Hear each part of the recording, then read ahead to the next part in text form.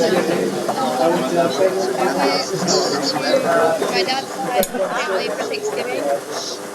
So on Thanksgiving, and then I went up to Durham the day after. And then I got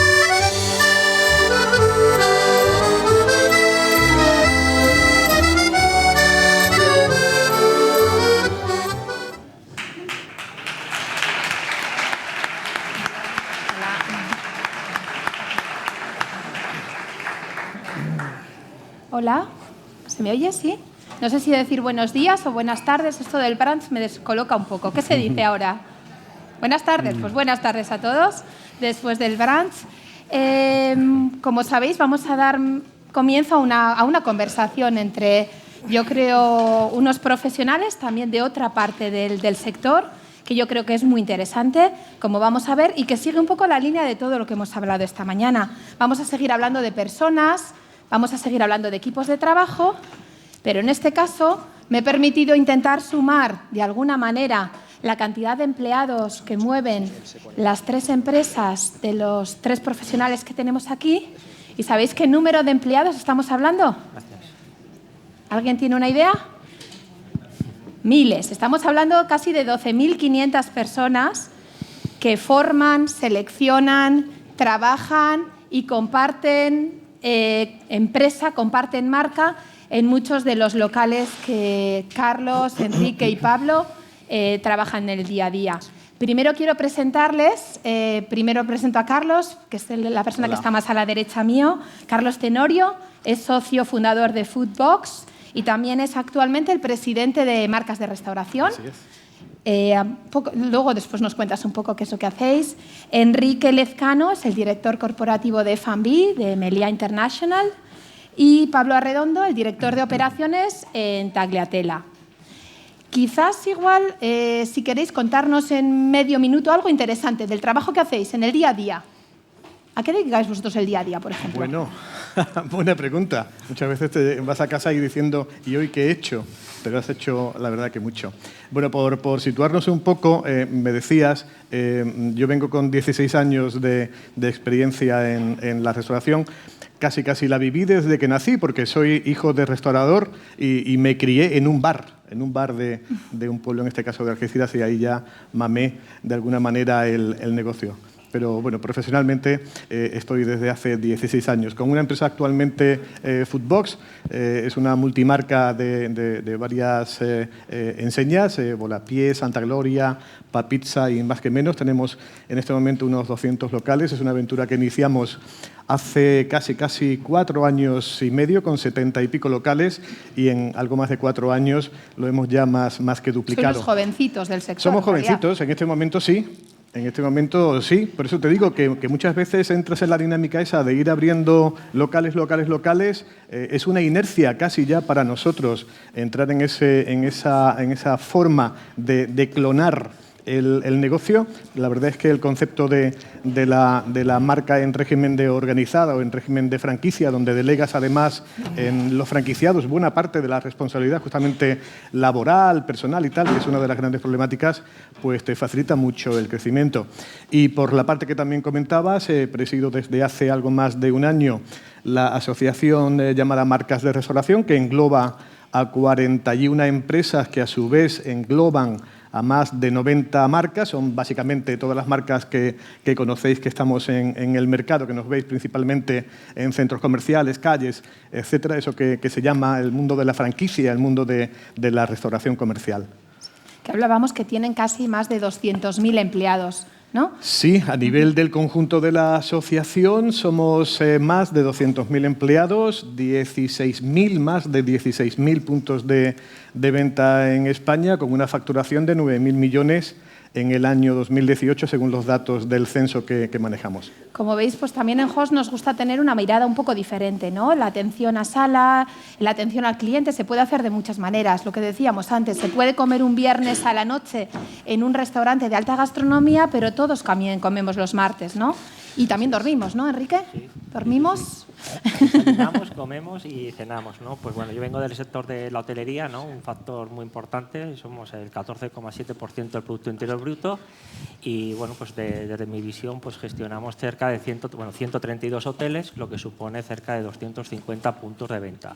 somos, o en el equipo de Fambi Puerta Calle, como suelo decir, son 4.200 empleados, perdonad, y el presupuesto de este año pues son 365 millones de euros, los que tenemos entre manos.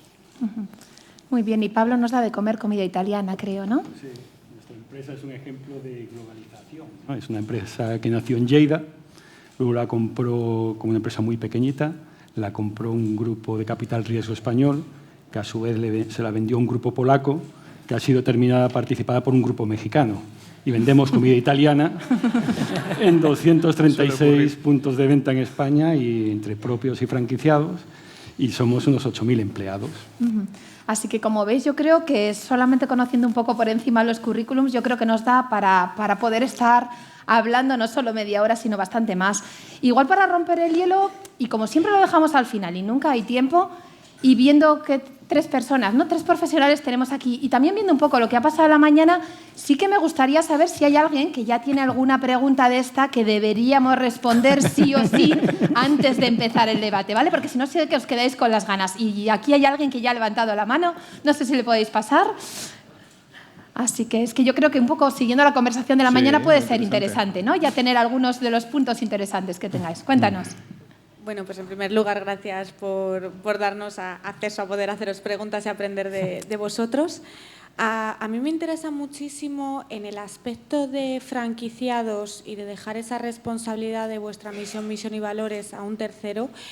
¿Cómo realizáis ese seguimiento? No solo lo que es el diseño de la implantación, sino cómo hacéis ese seguimiento para aseguraros que tanto vuestro cliente interno como el externo está percibiendo lo que realmente diseñasteis a priori. Vale, venga, arranco. Bueno, esto funciona por un sistema que se llama de homologación y estandarización, ¿de acuerdo? Son sistemas que nos enseñaron los grandes del mundo de las marcas comerciales y de la franquicia, los americanos, que llevan más de 60 años actuando y organizando este tipo de restauración colectiva, de restauración organizada comercial, y nos enseñaron una cosa básica: tienes que tener un libro, un manual. ¿De acuerdo? Es un manual de estilo, es el manual del know-how, es el manual operacional, es el manual que contempla la implantación técnica, la comercial, la laboral, la de personal. Lo que hacemos básicamente, intento contestar a tu pregunta, es justamente aplicar ese manual a través de los franquiciados para que llegue y filtre hasta todas las capas del negocio, cuando delegas esa responsabilidad en un franquiciado que a su vez va a tener su punto de venta, su estructura de personal con sus gerentes, sus jefes de turno, etcétera, etcétera. Pero las claves de cómo lo tiene que organizar, evidentemente, y la formación incluso, la damos nosotros, la vigilamos y la controlamos, o lo intentamos. Y ese manual, yo no sé qué os estáis imaginando. Yo me estoy imaginando el típico manual de 400 o 500 o 600 páginas, como se hacía antes. Enrique, por ejemplo, en Melia, ¿cómo es ese manual? Tangiblemente me refiero. ¿Son documentos online? O sea, ¿cómo funciona en realidad? El manual existe, se puede coger eso. Es un libro gordo de petete, ¿no? Como suelo decir yo. Y es el brand book. Ahí viene todo lo que es la marca. Y va desde lo que es la experiencia del cliente 360 a luego ya entramos un poco en el checklist de cómo tiene que estar la copa, cuándo se debe encerar, cómo vamos a montar la mesa, todo está reflejado. Y dependiendo del tipo de marcas, pues tenemos un checklist u otro. Si nos enfocamos un poco en segmento gran lujo, como podría ser Gran Meliá o Mi, que son las 2 marcas más lujosas que tenemos dentro de la casa, pues el checklist de Fambi del restaurante, cocina y sala están en 850 ítems.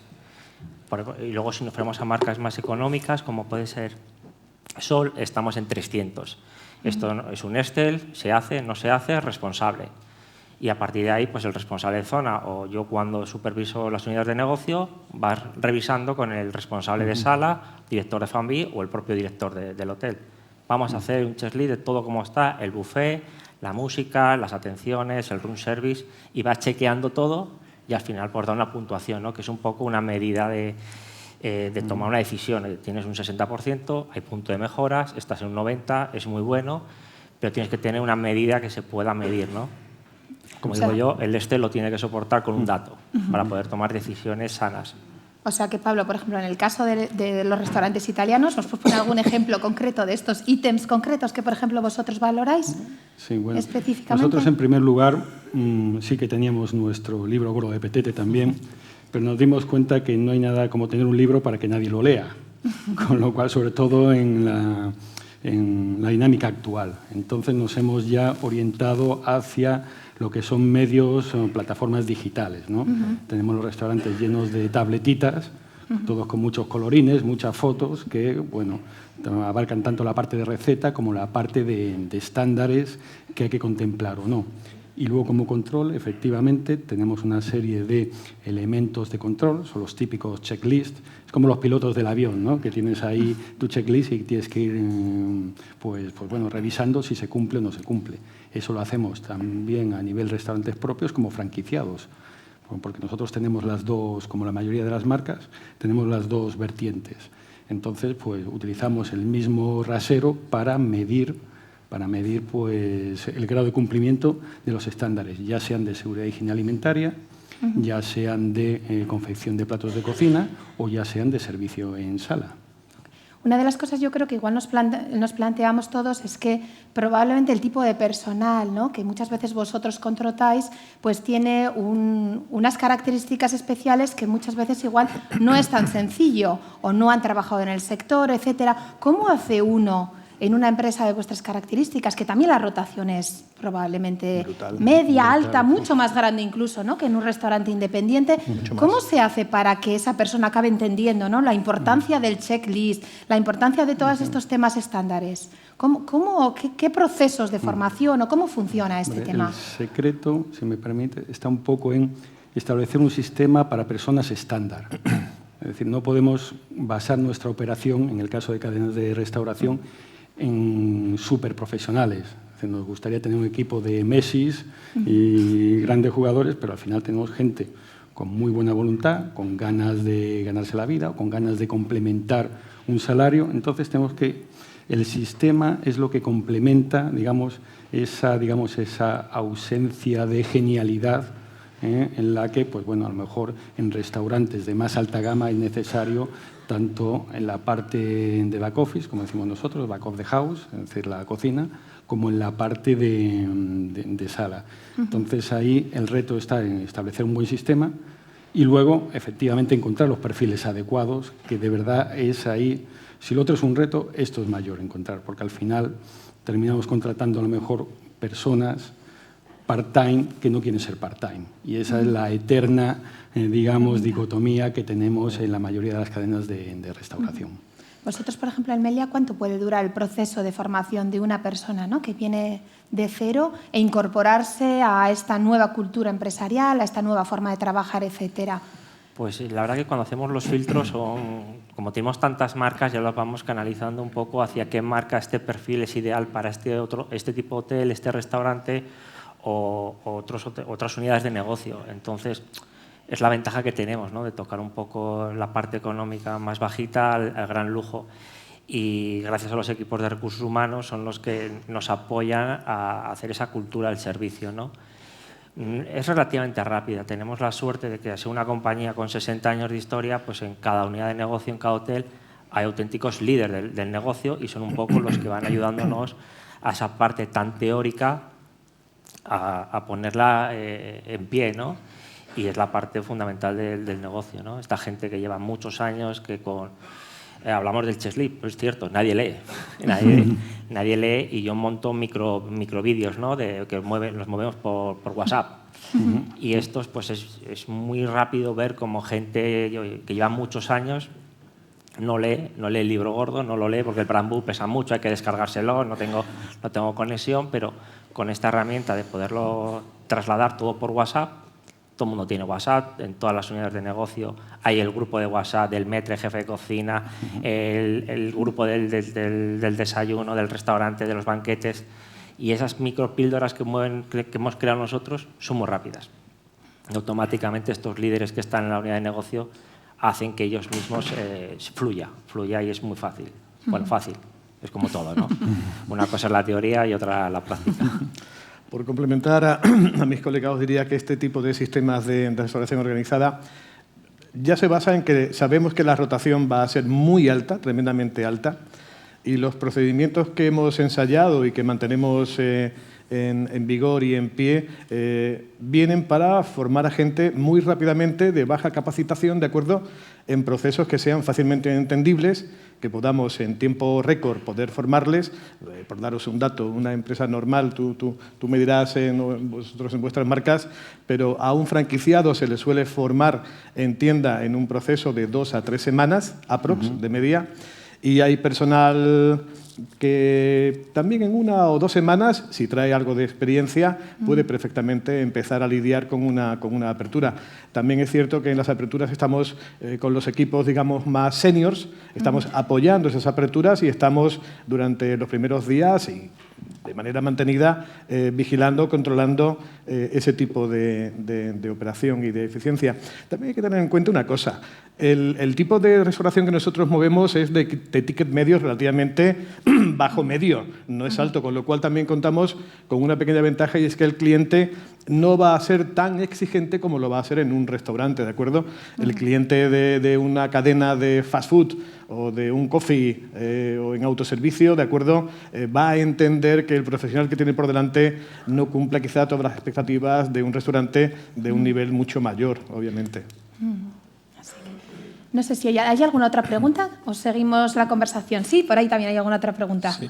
Hola, buenas tardes o buenos días. Mira, a mí siempre me ha interesado el tema de gestión, el tema de números de las grandes corporaciones para poderlo aplicar después a mi restaurante, a un tema más pequeñito, ¿no? Y entonces la pregunta es, ¿cuáles son los indicadores de gestión que vosotros utilizáis a nivel de finanzas para tener controlado y valorar cómo un año ha ido mejor que el otro? ¿Qué secretos nos podéis transmitir? Son 4. Son cuatro líneas, básicamente. La línea de labor, la línea de personal, la línea de coste de producto, gastos generales y lo que nosotros le llamamos tasa de esfuerzo, que son los gastos de la ubicación del local en sí, de la renta y sus gastos. Lo tenemos todo perfectamente ya muy parametrizado, ¿de acuerdo?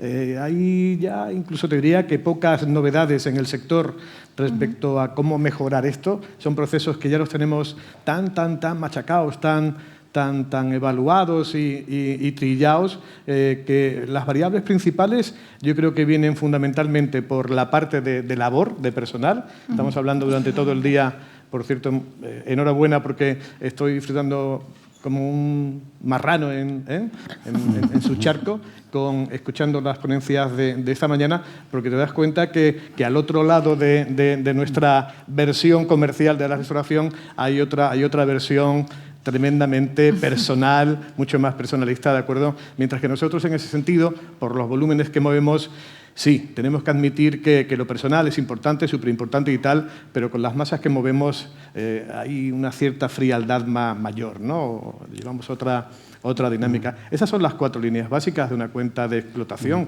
No hay mucho más. A nivel, por ejemplo, del tema de mano de obra, a nivel de personal, por ejemplo, ¿cuáles son aquellos indicadores que nos indican el verde y el rojo? Me refiero a aquellas señales de alarma, ¿no?, que podemos tener en el tema de mano de obra. Lo tenemos parametrizado. ¿Vosotros lo parametrizáis por metro cuadrado, por ejemplo? ¿O por empleado? Por rango de facturación tenemos una media, podríamos decir, decidme si me equivoco, en costes de personal nos estamos moviendo entre un 28 y un 32 en esa horquilla, dependiendo de la facturación del local, de ciertas claves de la explotación, ¿de acuerdo?, de horarios, etcétera, pero te diría que estamos dentro de ese rango. Y dentro de ese rango, por ejemplo, englobamos toda la parte de formación, porque claro, hablamos de que la formación es muy importante, etcétera, pero al final la formación conlleva una serie de gastos, ¿no? Y muchas veces yo creo que en restauración independiente o singular hablamos mucho de formación, pero se nos llena un poco la boca. Luego, cuando llega el momento del tema de la inversión, el tema se queda mucho más abstracto. Vosotros tenéis estipulado, tenéis marcado ya a nivel de formación. Yo por complementar un poco a Carlos, nosotros tenemos exactamente todo parametrizado, dependiendo la marca ya manejamos unos porcentajes y luego ya cuando rascamos un poco más en esa unidad de negocio, utilizamos 3 indicadores. Nos podemos ir hasta 11, pero con 3 yo creo que es muy básico para tener una visión del negocio. Es productividad por empleado, es una de ellas, rentabilidad por hora o por mesa, Red Patch principalmente, y luego otro que utilizamos mucho, que ya es un paso muy adelantado, igual más para financieros, es el flow through, es cuánto de rentable eres versus el año anterior. Estos 3, usamos 11, pero realmente con estos 3 así como grandes pinceladas para tener una visión rápida del negocio es muy sano. A partir de ahí te permite tomar decisiones.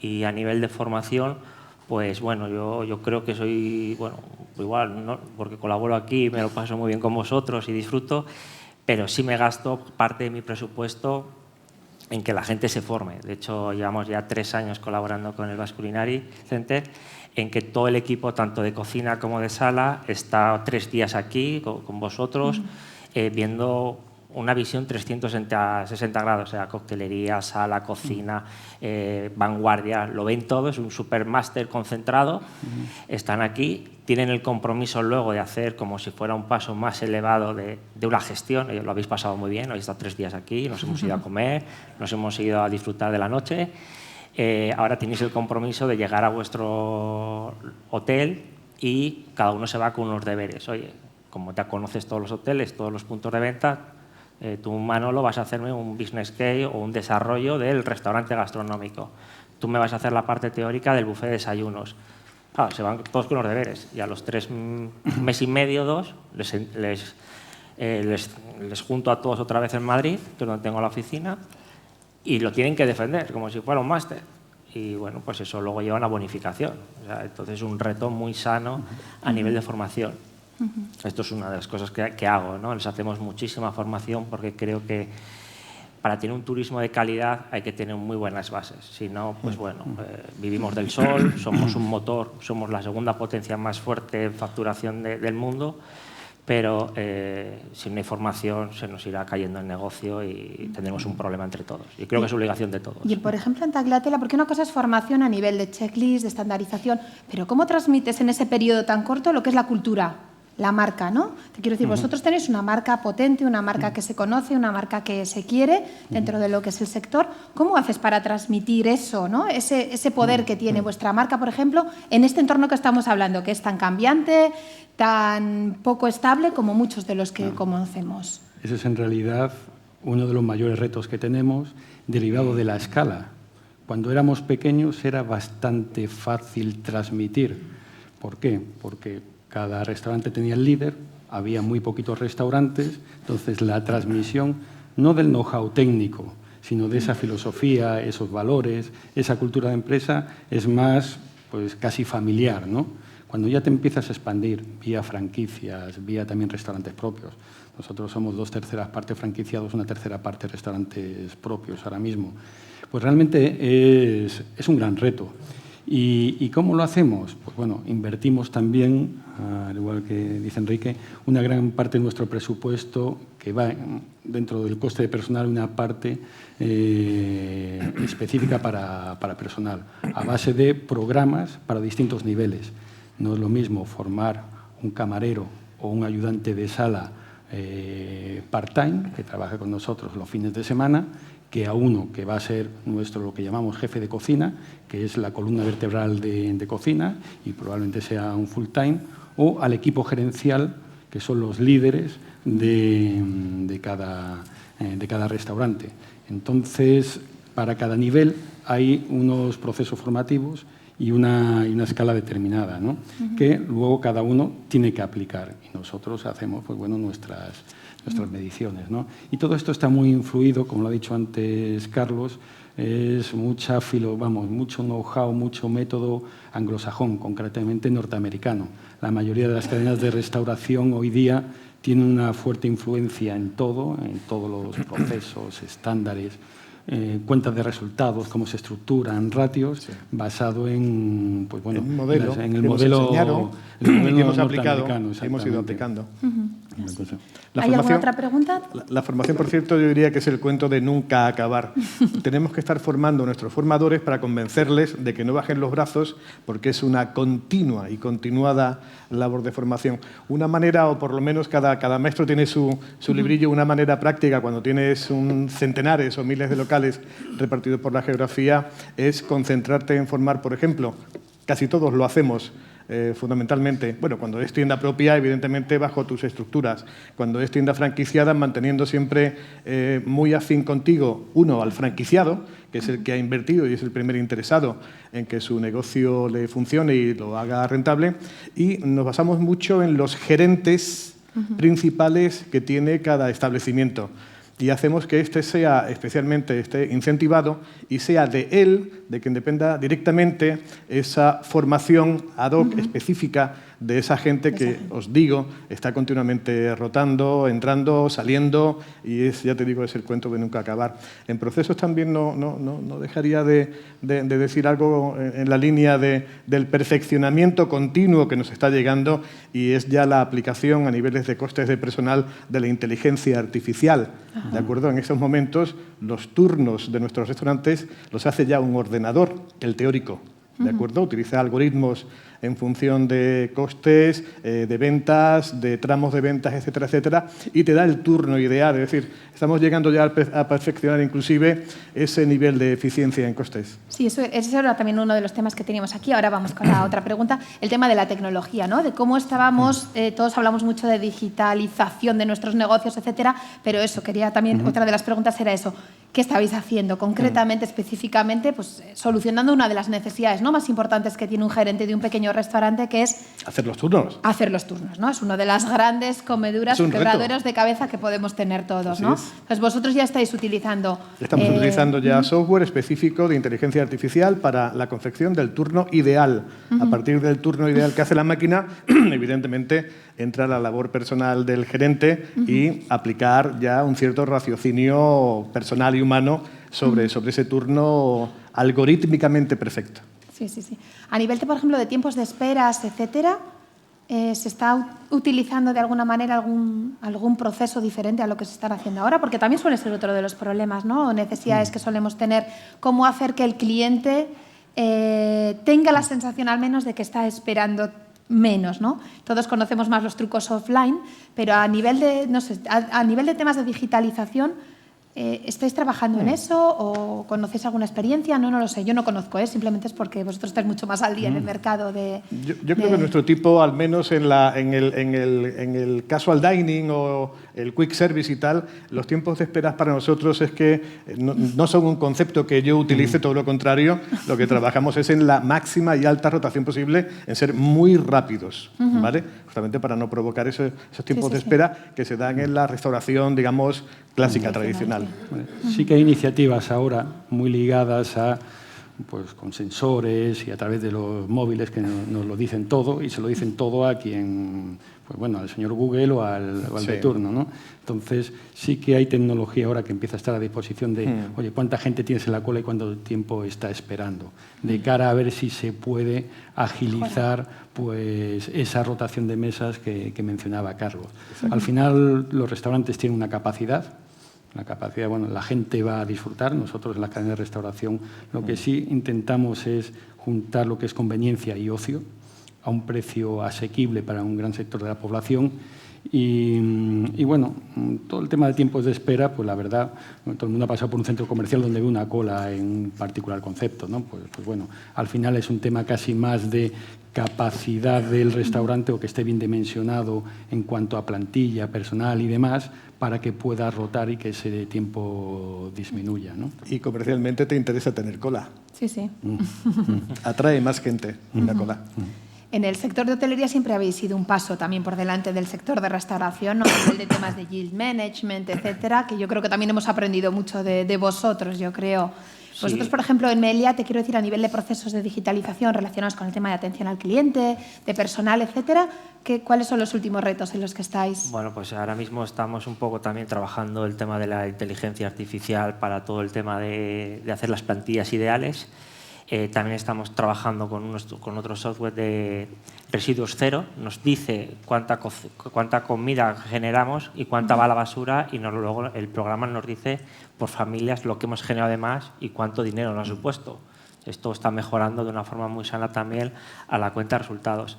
Y luego no nos podemos olvidar que a ser hoteleros, pues todo el tema de Customer Experience, que es la experiencia del cliente, llevamos un paso muy avanzado. Tenemos un super big data, ¿no?, de todo el cliente que está en el hotel, sabemos cuándo viene, cuándo se va, si suele comer en el restaurante, si cena de room service. Todo eso que estaba muy enfocado al cliente del hotel, a la habitación, pues bueno, yo ya llevo un año y medio apoyándome pues para poderlo bajar a mejorar mi cuenta de resultados. Si este señor cena todos los días de room service y tiene un ticket medio de 22 euros, ¿qué le tengo que ofrecer o qué tengo que hacer para bajar al restaurante? Es cierto que todo esto suena muy bonito, parece que se hace tocando un botón.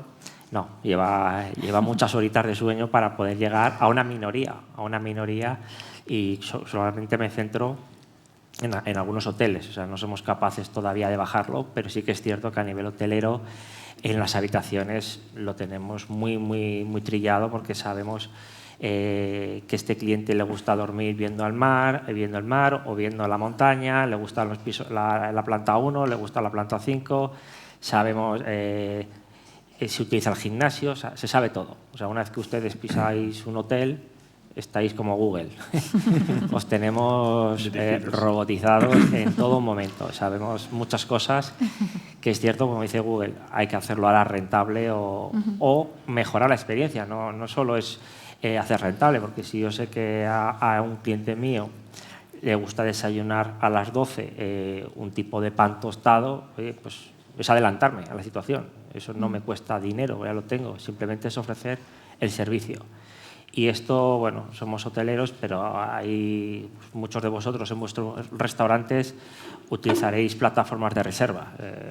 Entonces, hay gente que ya está cediendo sus datos. O sea, y ya sabes qué tipo de vino toma, si toma postre o si le gusta el Negroni o le gusta las aceitunas, porque lo va diciendo.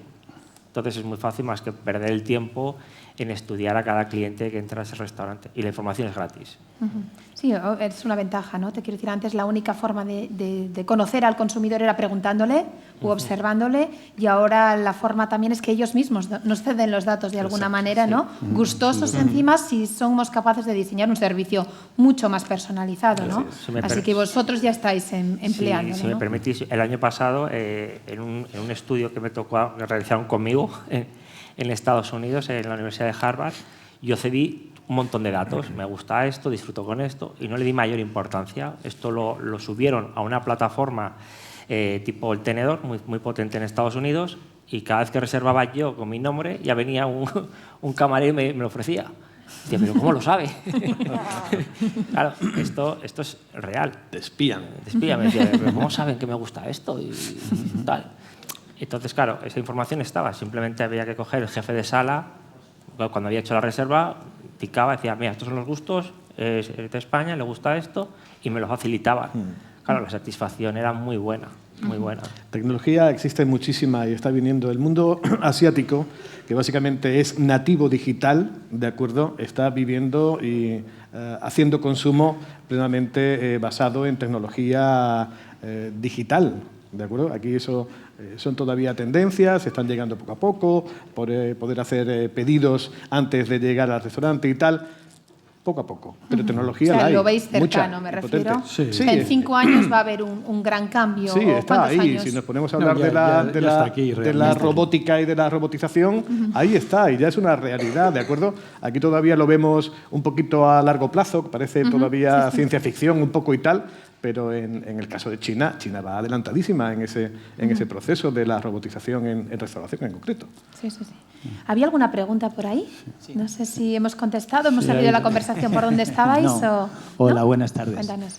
Desde vuestro prisma, ¿pensáis que hay sobresaturación de hostelería? Bueno, me alegro que me haga esa pregunta. Sale un poco del tema, pero creo que nos importa todo la respuesta, mira, ¿verdad? Se ha tratado, lo hemos tratado hace muy poco, además, en el seno de de marcas de restauración, ¿de acuerdo? Vamos a ver, hay sobresaturación. Este país siempre ha sido muy hostelero, lo sabéis. Veníamos de una cifra mágica que, si mal no recuerdo, llegó a estar en unos 320.000 unidades de bares, cafeterías, restaurantes y tal, antes de la crisis. Estamos hablando de 2007-2008, ¿de acuerdo? La crisis, los datos que existen bastante contrastados, dicen que se llevó por delante entre 70 y 80.000 unidades y nos dejó con un parque de restauración del entorno de los 250, 260.000 unidades.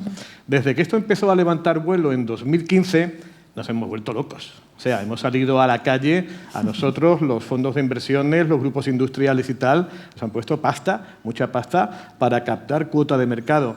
Inteligentemente, porque saben que el sector de la restauración, en su masa, en su volumen, en este país va a tener un futuro ciertamente tremendo en los próximos años, ¿de acuerdo? Todo, ya tendremos que hablar del movimiento de comida fuera del hogar que se va a trasladar con las nuevas generaciones. La gente va a comer en casa, pero va a comer de conveniencia y lo va a pedir a través de un sistema digital, de sistemas de deliveries, nuevos canales, etcétera. Es decir, el mundo de la restauración ciertamente va a tener un futurísimo esplendor en este país. Y a nivel de si ahora mismo estamos saturados, cuando se ha acabado la fiesta de consumo que hemos tenido, no se ha acabado, perdón, cuando se ha girado el ciclo de la fiesta del consumo del 2015 al 18 casi, y en el 19 hemos empezado a notar ya una desaceleración y unos cambios de conducta en el consumidor, que ha pasado del ticket medio del casual a refugiarse en el ticket bajo del quick service, etcétera, etcétera, y que está empezando ya a darnos comparables, que es lo que nos mide la salud económica de los negocios y de las marcas, nos empieza a decir, pom, aquí algo está pasando, ¿de acuerdo? Y ya empiezas a reflexionar si lo estamos haciendo bien o mal. Estamos abriendo, mira, en marcas de restauración, 40 empresas. Abriremos este año, que ya está a punto de acabar y los datos ya los estamos manejando, cerca de 600 nuevas unidades que llevamos desde el 2015, más o menos, básicamente a ese ritmo. Si a eso le sumamos la independiente, que está también muy fuerte, posiblemente nos estemos pasando de rosca, ¿vale? Posiblemente no estemos ajustando la oferta con la demanda y eso pueda hacer que venga otro momento de barrido, seguramente, y de criba en el sector, ¿vale? En unos años. Sí. Porque una cosa que me parece muy interesante de lo que comentabas, aparte de lo que esperamos, de lo que va a pasar en el futuro, el tema de la atención, ¿no? Del tema de sala. Estamos hablando ahora de que Mercadona ya entra también a trabajar. Nos estábamos hablando antes, Mercadona ya empieza también a tener una atención al cliente y a dar comida y a darlo incluso en su casa, ¿no? Toda la gama de distribución entra ya en comida, en darnos de comer. Vuelvo a repetir. El español de nuevas generaciones, ¿de acuerdo? Más urbanita, cuanto más urbanita, con mayor incidencia, va a dejar de cocinar en casa, no quiere cocinar en casa. Las cocinas van a ser cada vez más pequeñas, vamos a pasar a la cocina americana y vamos a comer o fuera del hogar y fundamentalmente en formatos de conveniencia y de comida rápida, fundamentalmente, y en tiempo de ocio vamos a querer disfrutar en otro tipo de restauración mucho más especializada, singular y original, sin duda. Y eso va a traer, supongo que cambios también en la forma del personal que vamos a tener o las personas que se van a dedicar al sector de la gastronomía, me refiero a la atención al cliente. Bueno, al final no. Yo creo que no. Habrá una convivencia de muchos perfiles. Sí. ¿No? Entonces tendremos vamos a llamar la restauración clásica, de más alto nivel, la más delicada, la que hemos escuchado esta mañana, que yo creo que siempre va a existir porque eso es una experiencia diferente. Luego aparece este gran sector de marcas de restauración en el que estamos nosotros, que unimos, como decía antes, conveniencia y ocio. Conveniencia más o menos entre semana para la gente que come fuera de casa, sobre todo en grandes ciudades. También dentro de casa, ahora con la ayuda del reparto a domicilio, lo que llamamos ahora delivery, con todas estas plataformas que hay, eso no deja de alimentar a este sector de la restauración y también al ocio muy ligado a centros comerciales. Ahora vamos a un centro comercial y la mayoría de ellos, la parte de ocio, son restaurantes que se aprovechan del tráfico que hay.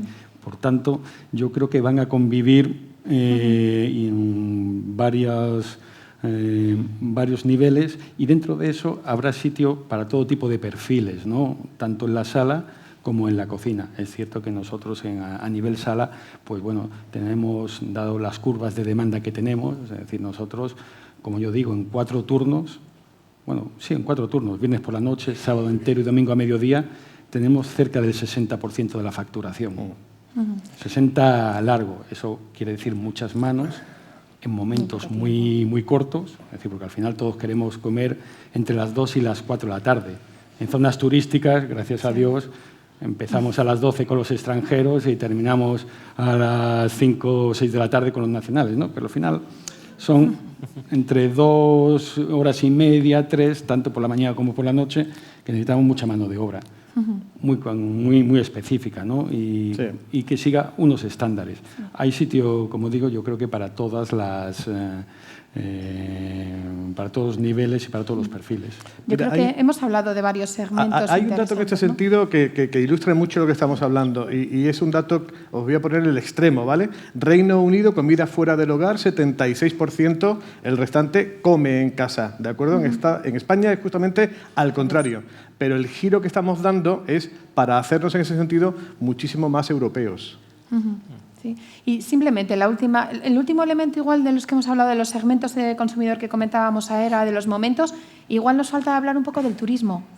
¿Qué va a pasar con el turismo en este cóctel, ¿no? que estamos incluyendo de delivery, restauración, etcétera? ¿Cómo encaja el turismo? ¿Cómo encaja el turista que viene a España? A ver, ¿Está cambiando su forma de comportarse o es el...? Sí, es cierto. Digamos que llevamos 2 años, 3 viendo cómo el turista está cambiando, pero bueno, también depende. Al tener tantas marcas y estar tan bien posicionados a nivel internacional como Meliá, no es lo mismo el cliente nacional que el francés, que el del norte de Europa o el asiático, ¿no? Que es el nuevo turismo que se supone que viene con high level, como solemos decir, o el hindú, que es otro de los conceptos. Pero cuando te pones a analizarles y ves que están empezando a viajar, o sea, y les conoces, y investigas más un poco su cultura de viajar, de tenerlos en España, visitar con ellos, dice, mira, hay cosas a nivel más normal, ¿no? Un poco más pies en la tierra.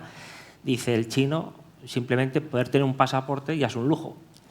Y simplemente el hecho de poder viajar es ya la leche, a niveles normales. Si no fuéramos al chino bueno, que es el que queremos todos, claro, pues el chino bueno es el que viene a Europa y cada día come una estrella Michelin, que es el que queremos un poco todo. Pero es que hay 2 chinos, ¿no? No son muy pocos, son solo 600.000. Bueno, son muy pocos y queremos vivir todos de ellos, ¿no? Entonces, claro, el hindú le ocurre exactamente lo mismo. Y cuando le dices, oye, yo quiero cocinar tus costumbres, ¿no? Tu congui, tus productos especiales, dice, no, si viajo es para conocer tu queso manchego, tu salmorejo y conocer tu vino Rioja. No necesito, porque es que ya voy a volver dentro de 2 semanas, porque además es un cliente que hace vuelos o visitas muy rápidas. Igual ocurre con el sudamericano, que cuando viene, pues también, el de alto nivel. Ahora mismo, digamos, en los estudios de mercados grandes hay dos ejes, ¿no? El gastronómico, que es un poco el referente de España, y las noches locas de Ibiza.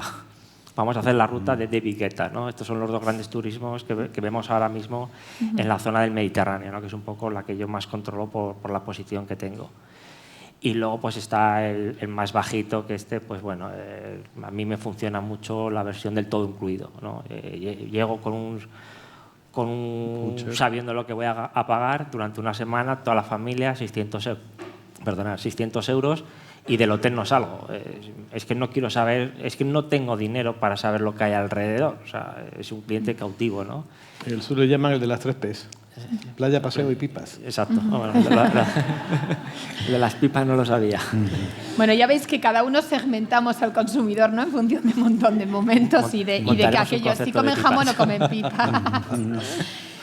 Bueno, la verdad es que se nos ha acabado el tiempo. Me gustaría un montón seguir preguntando sobre... Tenía algunos otros temas de desarrollo profesional, de evolución, etcétera, que creo que nos viene bien conocer a todos, pues otra parte, ¿no? Del sector de gastronomía en el que nuestros clientes sí o sí también van. Es decir, todos somos parte de esos momentos de lujo, de alta gastronomía en los que queremos sentirnos como si fuéramos los reyes, ¿no? Y también estos momentos del día a día en el que lo que necesitamos es lo que decíamos, convenience, ocio, etcétera, ¿no? Y nos parecía, bueno, pues también interesante, y espero que os haya interesado, incluir en Host estas otras píldoras de lo que hacemos la mayoría de las personas en la mayoría de los días. Muchas gracias.